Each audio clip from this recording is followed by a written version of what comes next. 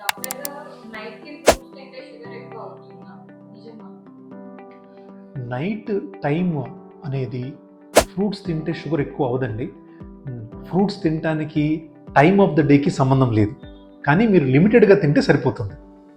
Midnight after తింటే పర్లేదా? Right. So time of the day కానీ ఫ్రూట్ తింటే ఈ టైంల వల్ల మీకు షుగర్ వస్తుందని అట్లా లేదండి అసలు. లిమిటెడ్ క్వాంటిటీలో కనుక మనం ఫ్రూట్ తీసుకుంటే ఏ టైంలో తీసుకున్నా కానీ బ్లడ్లో షుగర్ ఇమీడియట్గా పెరగడం అనేది ఉండదు.